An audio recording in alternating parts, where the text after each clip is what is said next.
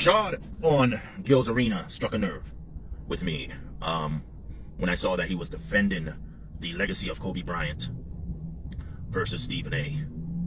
And it brought me back to the feeling that I had when we all found out what we hope wasn't true. Now allow me to take you back. Do you remember what you were doing the day before, Saturday, January 25th, 2020?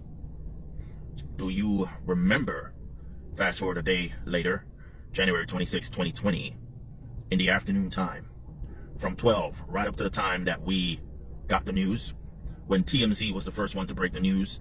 Now, of course, if you're in LA, California, you know that the entire state there got the news first, and then based on your time zone and etc., internet speed, etc., everybody else got the news after. But allow me to take you back. Do you remember this?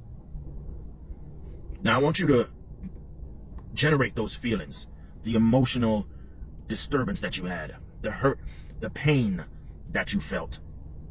Being a Kobe Bryant fan, a respecter of Kobe Bryant, appreciating Kobe Bryant, understanding that it was him and others and his lovely daughter Gigi with him as well.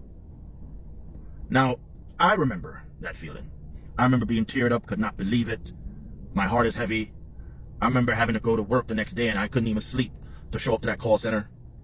I remember expressing my feelings on Instagram, the old Instagram account I had before I deleted it. I remember being at work and multitasking because, you show up, you got to do the job, but man, all I can think about is Kobe and Gigi. And why? That's another topic. Now, here's a question I want to ask to Stephen A. Smith and others who have made it clear that Kobe Bryant was their friend. How can you disrespect Kobe, knowing that he's no longer here to defend himself, knowing that after Michael Jordan, it was Kobe Bryant, knowing that he is the Black Mamba, knowing that anytime him and LeBron was on the court, he's always sunning LeBron. If LeBron ever had a play over Kobe, it was through a screen. It was never a one-on-one. We saw what happened, right? East versus West. Kobe Bryant shutting him down all the time, blocking his shot, guarding him.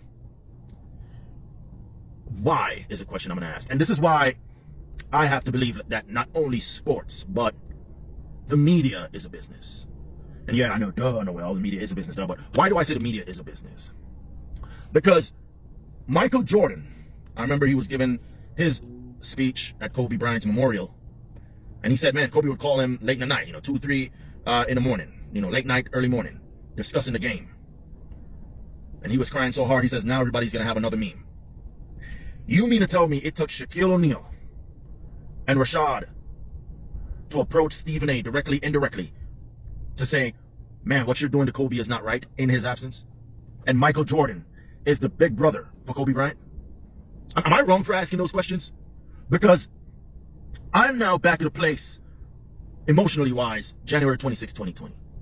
And I'm speaking from those emotions and those concerns. I can understand if Kobe Bryant wasn't Kobe Bryant.